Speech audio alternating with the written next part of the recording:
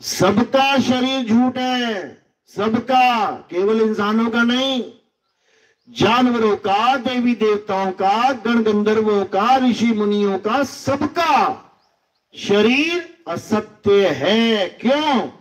क्योंकि ये पल पल बदलता है, जन्मता और मरता है। तो ये तो हो गया काया का खेल, असत्य का खेल। अब सत्य क्या है हे अर्जुन? सत्य आत्मदेव है, आत्मा ही सत्य है। उस आत्मा को धारण करने वाला पुरुष ही सत्य संगी है, जो सत्य का संग कर ले। सत्य क्या है? आत्मा। यानी जो आत्मा की साधना करे वही सत्संगी है, जो आत्मा का साथ करे वही सत्संगी है। उसी को स्थित प्रज्ञ बोला है गीता में, अध्याय 3 17वां श्लोक। हे अर्जुन, जो अपनी आत्मा में रमण करते हैं, जो अपनी आत्मा में तृप्त हैं, जो अपनी आत्मा में संतुष्ट हैं, उनके लिए कोई धार्मिक कर्म कर्तव्य लागू ही नहीं होता। उनके लिए गांव में 4 मंदिर हैं, किसी काम के नहीं, वो जाए ना जाए उससे कोई फर्क ही नहीं पड़ता। उसके गांव में 4 मस्जिद हैं, वो नमाज पढ़ने जाए ना जाए फर्क ही नहीं पड़ता। उसके गांव में 4 गुरुद्वारे, 4 चर्च हैं, वो वहां जाए ना जाए फर्क ही नहीं पड़ता। क्यों?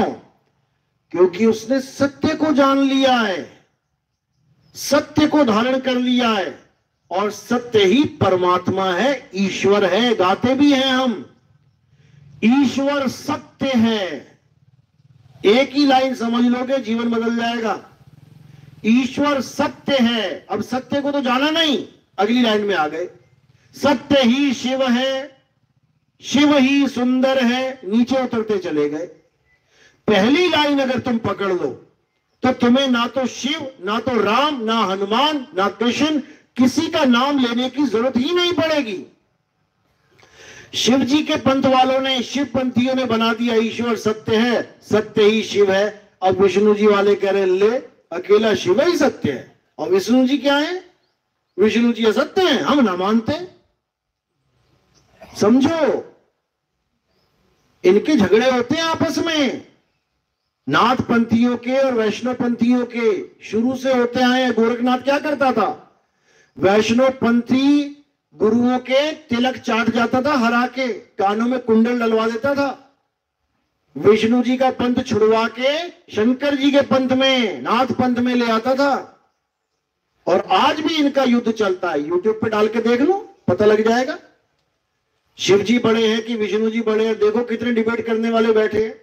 शिव महापुराण उठा के वो शिव जी को बड़ा कर रहे हैं कि विष्णु जी और ब्रह्मा को शिव जी ने पैदा किया, और विष्णु महापुराण उठा के वो शंकर और ब्रह्मा जी को विष्णु जी से पैदा हुआ बता रहे हैं। इसीलिए तो हिंदू धर्म में किसी को समझ में ही नहीं आया कि भगवान है कौन। इसीलिए इतने सारे मंदिर बना रखे हैं, क्योंकि पता ही नहीं है भगवान कौन है, परमात्मा है कौन पता ही नहीं है। जिसकी बुद्धि में जो आ रहा है उसी का मंदिर बना के बैठ जा रहे हैं। दिक्कत यह है। लेकिन जब तुम देवी भागवत महापुराण पढ़ोगे तब तुम्हें समझ में आएगा, ना ब्रह्मा जी, ना विष्णु जी, ना शंकर जी, इन तीनों में से कोई सर्वोपरि नहीं है। ये तीनों तो एक कार्यकर्ता हैं, इस सृष्टि के कार्यकर्ता हैं।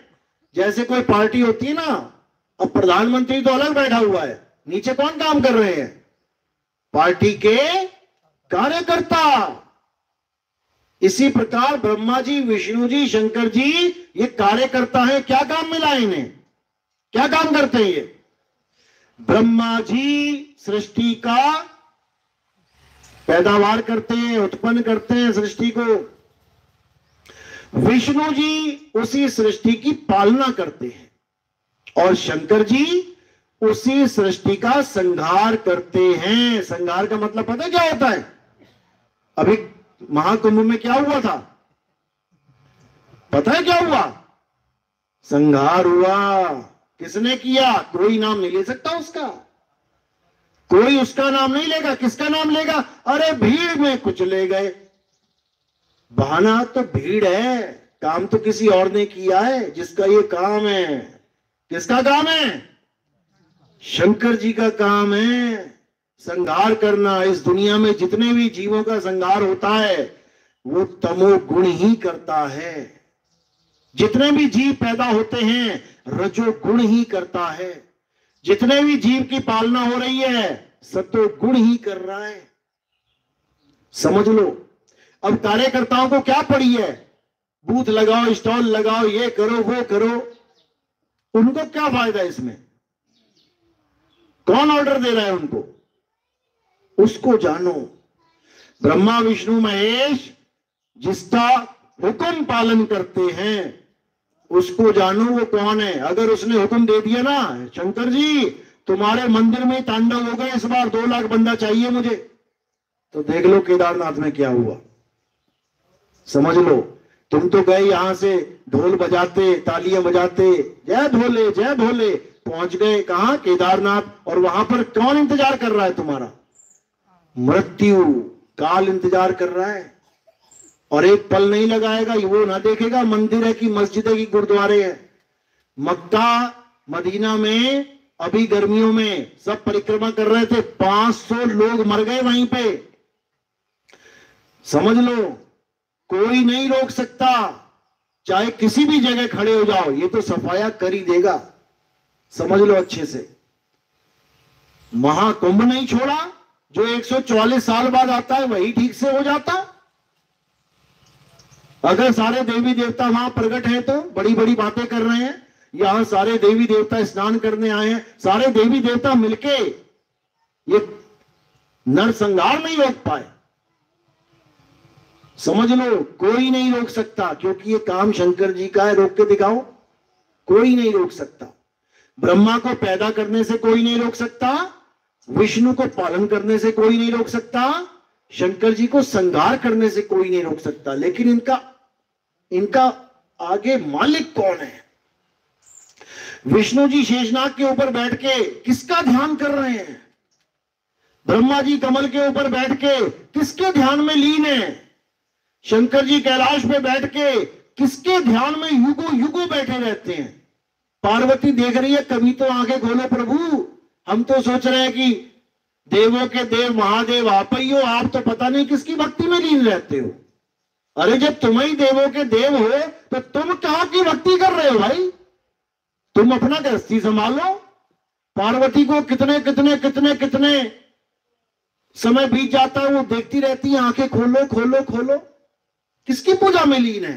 तुम सोच भी नहीं सकते, कभी सोच भी नहीं सकते, वहां तक तुम्हारी दिमाग की दौड़ भी नहीं जा सकती। कौन है वो जो इन तीनों को हुक्म देता है और खुद छुपा रहता है?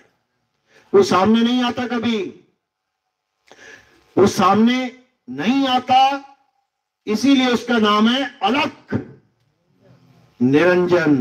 नाम सुना है ना, अलख निरंजन। कौन है ये? किसके घर में रखी है अलख निरंजन की फोटो? कौन जानता है अलख निरंजन की आरतियां? अलख निरंजन ही वो शख्स है जो इन तीनों को हुक्म देता है। ब्रह्मा तुमने पैदा करना है, विष्णु जी तुमने पालन करना है, शंकर जी तुमने संहार करना है, और ये करते ही जाना है, रुकना नहीं है। बताओ कब रुके ब्रह्मा जी? कब सृष्टि पैदा नहीं हो रही है? तुम्हें लग रहा है ये सृष्टि, ये तो माया है। सृष्टि ये है। देखो पैदावार कैसे हो रही है, हॉस्पिटलों में जाके देखो, बच्चों पे बच्चे पैदा हो रहे हैं, उसके बाद पालना हो रही है, उसके बाद देखो कब्रिस्तान जाके देखो, शमशान घाट जाके देखो, रुक रहा है क्या शंकर जी? रोज सफाया कर रहा है। अरे तुम्हें करवा चौथ का व्रत भी रखवा दिया, तब भी नहीं छोड़ेगा। अगले दिन पता नहीं कितनों के पति निकल जाएंगे दुनिया से। पूछ लेना घर जाके, बहन तूने करवा चौथ रखा था कि नहीं? वो कहेगी रखा था, फिर भी नहीं रोका। समझ लो, क्योंकि उनका काम ही यही है। अब यही अलख निरंजन कौन है? इसी को काल निरंजन कहते हैं। साहिब कहते हैं जन्मे मरे जीव 84 और काल निरंजन डाली फांसी। सबके गले में फांसी डाल रखी है इसने, किसी को नहीं बख्शता ये। अब इसकी फांसी से बचना है, काल के जाल से बचना है, बार बार जन्म लेने और मरने से बचना है, तो साहिब समझा रहे हैं, अरे बचना चाहो काल जाल से, चीनो शब्द हमारा, और कहे कबीर अमर कर राखूं जो निज होए हमारा। कहते हैं अगर काल जाल से बचना है तो एक ही तरीका है, केवल एक तरीका, और वो क्या है कि परमात्मा के सच्चे शब्द को जान ले। उस पेटीएम पर 80 रुपए प्राप्त हुए। उन शब्दों को छोड़ दे जो काल भगवान ने ही दे दिए तुझे जपने के लिए, क्योंकि काल भगवान ने बहुत सारे नाम बना दिए हैं इस जीव को भरमाने के लिए, इस जीव को उलझाने के लिए। परमात्मा का नाम और काल के द्वारा बनाए गए नाम, इन दोनों का भेद जानना पड़ेगा, तभी तुम इस जाल से निकल पाओगे। नहीं तो वापस आने की तैयारी करो, और पता नहीं कहां कहां ले जाके जन्म दिलवाएगा। ये शेरों के बीच में हिरण बना के पैदा कर देगा। देखो जरा YouTube चैनल पे कितनी वीडियोस आती हैं। अभी बच्चा ही दिया हिरण ने और इतने में शेर आ गया, बच्चे को छोड़ के भाग गई मां, और उसने उसी वक्त बच्चे को खा लिया। तो ऐसे ऐसे जीवन जीने पड़ेंगे। अभी तो प्यास लगती है, नलका चलाया, टूटी मरोड़ी और पानी पी गए। जब हिरण बन जाओगे ना तो पहले तो 4 किलोमीटर शेर दौड़ाएगा, उसके बाद जीप बाहर आ जाएगी दौड़ते दौड़ते। बच भी गए तो प्यास लगेगी, तालाब के पास जाओगे तो अंदर छुपा बैठा है एक मगरमच्छ, वो कहता हाँ बेटा जरा पानी पी के दिखा। एक घूंट पानी का मतलब गर्दन पकड़ के अंदर खींच लेगा वो। इतना दुखदाई जीवन भुगतना पड़ेगा। ये मत सोचना कि तुम इंसान हो, इंसान ही रहोगे। 184 भुगत के अरे पौपे अटके आए, अब की पासा ना पड़ा तो फिर 84 जाए, वापिस वहीं जाना पड़ेगा। एक जन्म मिला है केवल इंसान का। अगर इसमें तुमने नहीं गौर किया कि मैं क्या करने आया हूं इंसान जन्म में, क्या करने आया हूं, मकान बनाने, दुकान बनाने, बड़े राजा महाराजा बनने आए हो, बड़े इंडस्ट्रियलिस्ट बनने आए हो, कोई टीवी स्टार बनने आए हो, फिल्म स्टार बनने आए हो, तुम जो मर्जी बन जाओ, तुम जितना मर्जी पैसा कमा लो, जितना मर्जी इकट्ठा कर लो, अरे भगवान राम ना ले जा पाए यहां से कुछ, तुम क्या ले जाओगे। उन्होंने भी घोड़ा दौड़ा दिया था, भगवान राम ने भी घोड़ा दौड़ाया था। अश्वमेघ यज्ञ, क्या मतलब होता है उस यज्ञ का। अश्वमेघ यज्ञ होता है कि ये घोड़ा मैं दौड़ा रहा हूं, अगर ये घोड़ा किसी ने नहीं पकड़ा तो उसका राज्य मेरे राज्य में मिल जाएगा, और अगर किसी ने पकड़ लिया तो उससे हमारा युद्ध होगा, फिर लड़के ही जीतेंगे। सोचो, हम तो सोच रहे हैं भगवान राम की सारी दुनिया ही है, सूरज चांद सितारे, वो खुद जमीन के लिए घोड़े दौड़ा रहे हैं यहां पे। समझो, माया ने किसी को नहीं बख्शा है, समझ लो। एक आम इंसान को क्या बख्शेगी। आम इंसान को तो दुकान मकान में उलझा रखा है, बैंक बैलेंस में उलझा रखा है, बस भागता रहे भागता रहे भागता रहे, और एकदम ट्रक आएगा कुचल के चला जाएगा। बताओ क्या मिल गया, क्या मिल गया। और ये भी नहीं कि ईमानदारी से पैसे कमा ले, इसको लूट लूं, उसको लूट लूं, सरकारी फंड आ गया उसको लूट लूं, कोई अच्छी नौकरी मिल गई उसमें सेंध लगाता है कैसे जुगाड़ किया जाए ऊपरी कमाई का। सरकारी नौकरी मिल भी गई तो टेबल के नीचे से पैसे ले रहा है, कितने इकट्ठे कर रहा है, कर ले बेटा। उसके बाद पाप धोने के लिए कुंभ ही आएगा ना, आजा बेटा आजा, कुंभ ही जाएगा ना पाप धोने के लिए, नदी तक भी ना पहुंचने देंगे, चिंता ना कर तू, किनारे पे ही कुचल कुचल के मरवा दिया तो फिर दुर्गति हो जाएगी मेरे भाई। इसलिए साहिब कह रहे हैं, बचना चाहो काल जाल से, चीनो शब्द हमारा, यानी मेरा शब्द और काल भगवान का शब्द, इन दोनों में जमीन आसमान का अंतर है। दोनों को समझ ले, समझ ले, अभी है तेरे पास समय। एक बार समय निकल गया तो कोई पूछने वाला नहीं है, याद रखना। इंसानी जन्म हाथ से निकल गया तो कोई नहीं पूछने वाला है। तो साहिब समझा रहे हैं, दोनों शब्दों में भेद है, अच्छी तरह समझ लो। अगर इंसान जन्म मिला है तो जानवर बन के नहीं समझ पाओगे। वो देखो कुत्ता घूम रहा था, सत्संग चल रहा है लेकिन नहीं समझ पा रहा है, रोटी ढूंढ रहा है।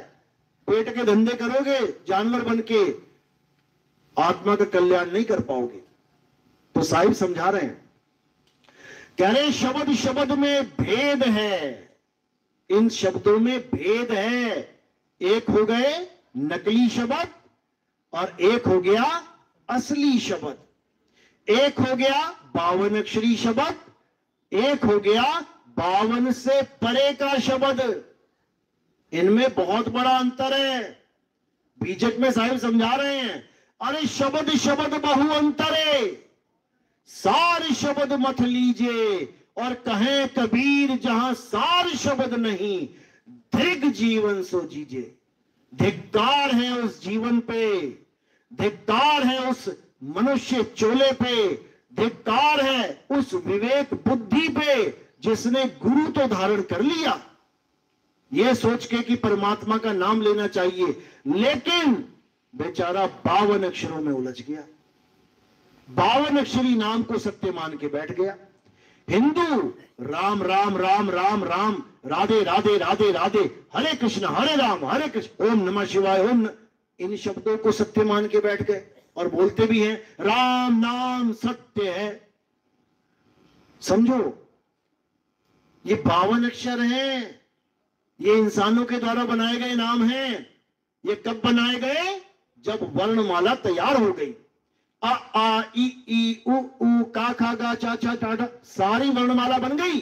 अब इसमें से उठा उठा के अक्षर भगवानों के नाम बनाने शुरू कर दिए।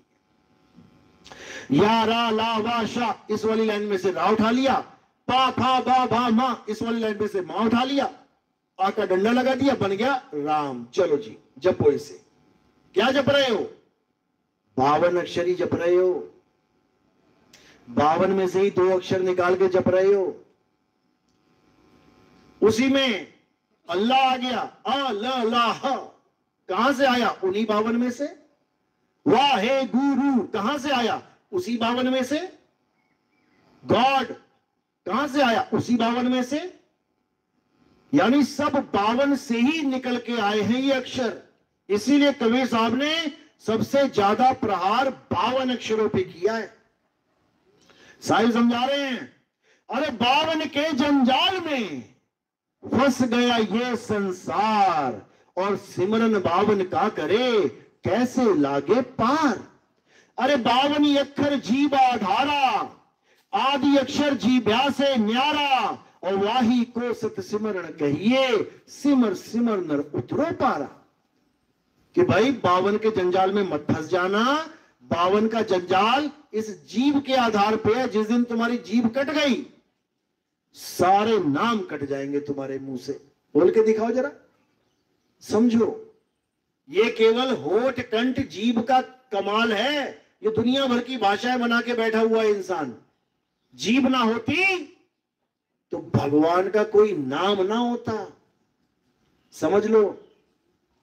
तो इसीलिए साहिब बार बार समझा रहे हैं कि 52 अक्षर लोक त्रय, सब कुछ इन्हीं माही। अरे ये अक्षर खिर जाएंगे, वो अक्षर इनमें नहीं। ये 52 अक्षर खिर जाएंगे, खत्म हो जाएंगे, नाशवान है ये 52 अक्षर। ये हिंदी पंजाबी उर्दू फारसी के नाम, भगवानों के नाम।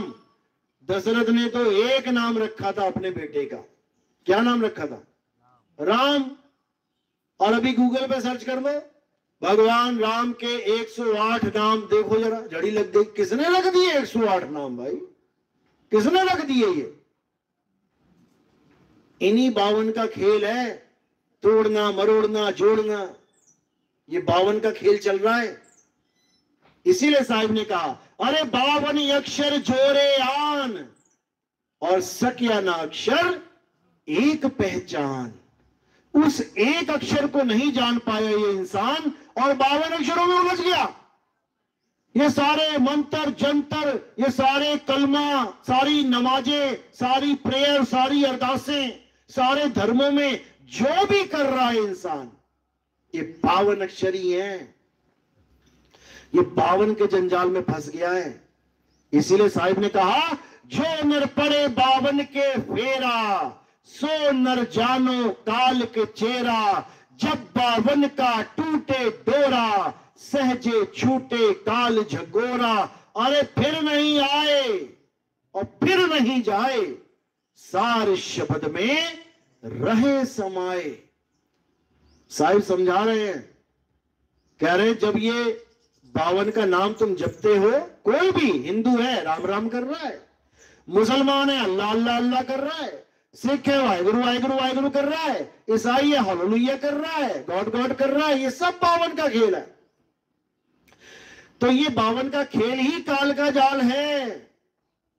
काल का जाल है ये। जब तुम्हें प्यास लगती है और तुम्हें कोई 5 नाम दे दे, जल, वाटर, नीर, तोय, पानी, और तुम्हें कहे बेटा ये जपते रहो, एक दिन तुम्हारा गला गीला हो जाएगा, मान लोगे उसकी बात? क्या मान लोगे? कभी नहीं मानोगे। क्यों? विवेक बुद्धि इतनी जागृत है कि नाम जपने से गला गीला नहीं होता, बल्कि और सूख जाएगा, और सूख जाएगा नाम जप जप के। लेकिन जब गुरुओं के पास जाते हैं, तब ये काल भगवान क्या करता है? बुद्धि में ताला लगा देता है, बुद्धि खत्म कर देता है, विवेक शक्ति शून्य कर देता है। तो जीव को समझ ही नहीं आता कि गुरु जी ने जो दिया है वो सत्य है या असत्य है। इतना शातिर है ये काल भगवान। और ये कहां है? कहां है ये सबके अंदर बैठा है। यही अलख निरंजन सबके अंदर बैठा है। और इसका क्या काम है पता है? इसका काम है कि तुम किसी भी नाम को जपो, किसी भी भगवान की पूजा करो, तुम किसी भी गुरुदेव के शरण में चले जाओ, ये क्या करता है? उसी के दर्शन करवा देता है। तुम राम राम राम राम जपोगे और राम बन के सामने आ जाएगा। तुम जय हनुमान करोगे, हनुमान जी बन के सामने आ जाएगा।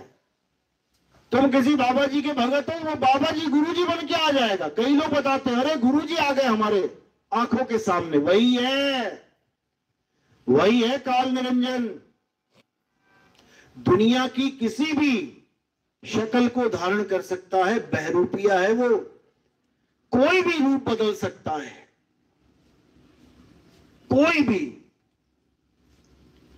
तो इसीलिए साहिब समझा रहे हैं कि वो हर प्रकार के रूप को धारण कर सकता है, बस एक रूप ऐसा है जो वो धारण नहीं कर सकता। और वो क्या रूप है? वो सार शब्द स्वरूप है। वो सार शब्द नहीं धारण कर सकता। अनहद रूप धारण कर लेगा, खूब बाजे बजाएगा, खूब ताल मर्दंग ठोकेगा, लेकिन सार शब्द का स्वरूप धारण नहीं कर सकता वो। क्यों? क्योंकि वो गुरु का रूप है, वो मालिक का रूप है, परमात्मा का रूप है। काल भगवान का रूप नहीं है वो। काल भगवान का क्या रूप है? तन और मन, यानी साकार और निराकार। इसी को निर्गुण ब्रह्म और सरगुण ब्रह्म कहते हैं। यही है वो सृष्टि बनाने वाला। सारी सृष्टि बना के छुप के बैठा है। कहां छुप के बैठा है? यहां बैठा है, यहां पे। जब तुम ध्यान लगाओगे तो यहां पर एक ज्योत दिखाई देगी। ये ज्योत क्या है? इसीलिए टीका लगाते हैं ब्राह्मण लोग, पंडित लोग, हिंदू भगवान जितने भी हैं सब टीका लगवाएंगे। क्यों टीका लगवाएंगे? निशानी देंगे कि ध्यान कहां रखना है। बस यही रास्ता गलत है। जिसने यहां पे ध्यान लगा लिया, समझो कि अब उसकी मुलाकात अलख निरंजन से होने वाली है। और अलख निरंजन का स्वरूप यहां पर क्या है? ज्योति स्वरूपी हाकिमा, जिन अमल पसारा, अमल मिटाऊं तासु का, पठाऊं भव पारा, कहे कबीर सुनो भाई साधो, जो निज होए हमारा। कहते हैं उसके जाल से छुड़वाऊंगा मैं। जो आंखें बंद करने पे प्रकाश दिख जाता है, उसी में लोग मगन हो जाते हैं, उसी में बड़े बड़े ऋषि मुनि डूब जाते हैं। भोले शंकर भी उसी में डूबे हुए हैं। समझ लो, इसी को थर्ड आई कहते हैं, तीसरा शिव नेत्र इसी की निशानी है। इसीलिए भोले शंकर देखोगे कई बार बोलेंगे अलख निरंजन। गोरखनाथ भी बोलेगा अलख निरंजन। रामायण देखने जाओ, रावण भी बोलेगा अलख निरंजन। बताओ, यहां देवी देवता के राक्षस भी उसके पुजारी हैं, समझ लो। तो उसी निरंजन से बचाने के लिए साहिब आते हैं संसार में। साधो निरंजन जाल पसारा, स्वर्ग पताल रचियो बहुमंडल, तीन लोक विस्तारा। ये तीन लोक उसी अलग निरंजन का है। तीन लोक में क्या कर रखा है पता? उसने सब्जी उगा रखी है। तुम्हारे पास भी 3 खेत हो, क्या करोगे? सब्जी उगाओगे। उसने कौन सी सब्जी उगा रखी है? ये सब्जियां बैठी हैं, सब गाजर मूली हैं। खूब लगाता है, खूब उखाड़ता है, खूब खाता है, मजे है उसके। भरा पूरा परिवार है, एक बाप 5 बेटियां, शादी होने वाली है। वो ना देखेगा कि इस बाप को अगर मैंने उखाड़ दिया, खा गया, तो बाकी बच्चियों का क्या होगा, वो ना देखता। समझ लो, जैसे तुम नहीं देखते। तुम गए खेत में, 4-5 मूलियां इकट्ठी लगी हैं, उसमें से जिस जो मन किया उखाड़ के ले आए, बाकी रो रही हैं, आए दैया मर गया हमारा भैया। समझो, यही हो रहा है। किसी का भी कान पकड़ के ले जाता है, रोते रह जाते हैं, 2-4 दिन में फिर नाचने लग जाते हो। शादी आ गई मामा के लड़के की, खूब नाचो।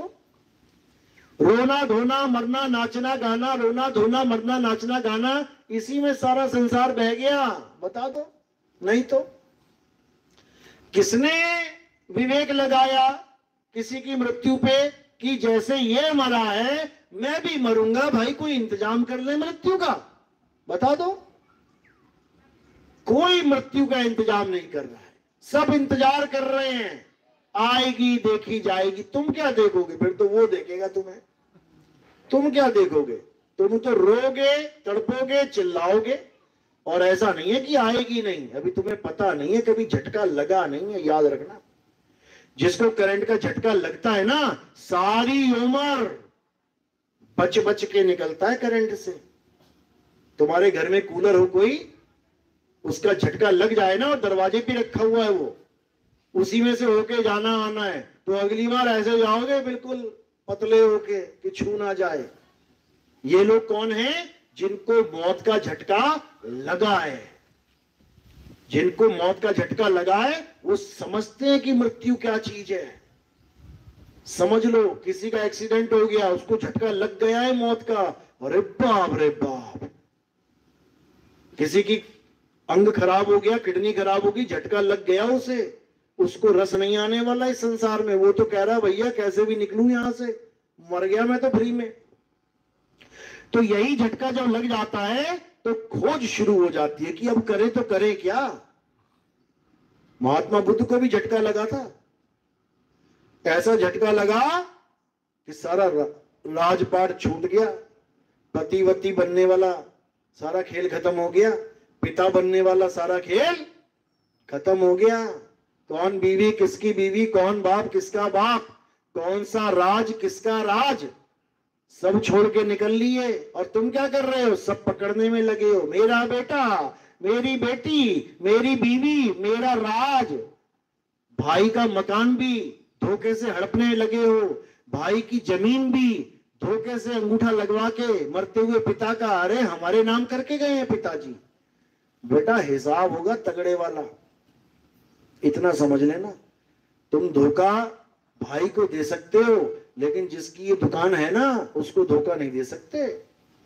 याद रखना इस बात का, एक एक इंच का हिसाब होगा। तो करना क्या है? इसी कली काल, यही कली काल है, ये अलख निरंजन ही कली काल है। कली काल का तो नाम भी नहीं सुना होगा कईयों ने। रावण का नाम सुना है? कंस का सुना होगा? किसने मारा इनको? राम जी और कृष्ण जी ने।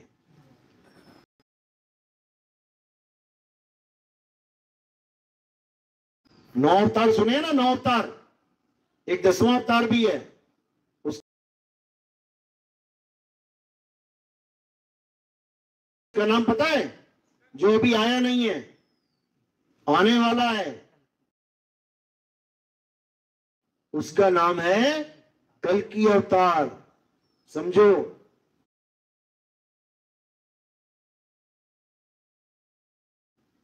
वो कल की अवतार क्यों आएगा इस दुनिया में?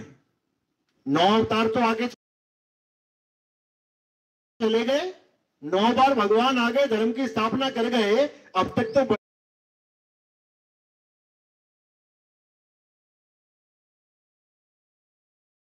बढ़िया धार्मिक हो जाना चाहिए था देश अपना।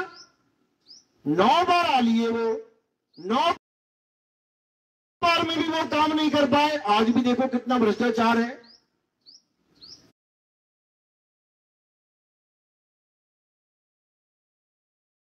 देखो कितना भ्रष्टाचार है। जहां पर 9 बार भगवान आ चुके, अरे वो कुछ तो सुधार होना चाहिए था।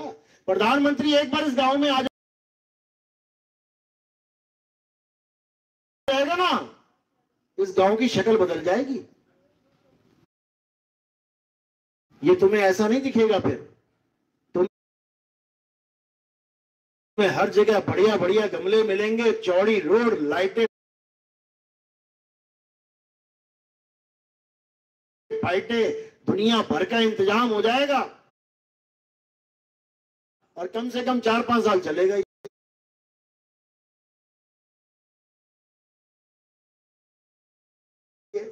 एक बार अगर बढ़िया से बन गया तो। इस दुनिया में तो 4 ही युग हैं और 4 युग में 9 बार तो वो आ लिए। 4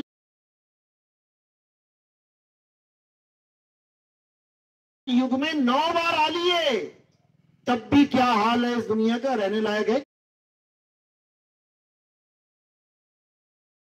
क्या? पल का भरोसा नहीं है कब क्या हो जाए।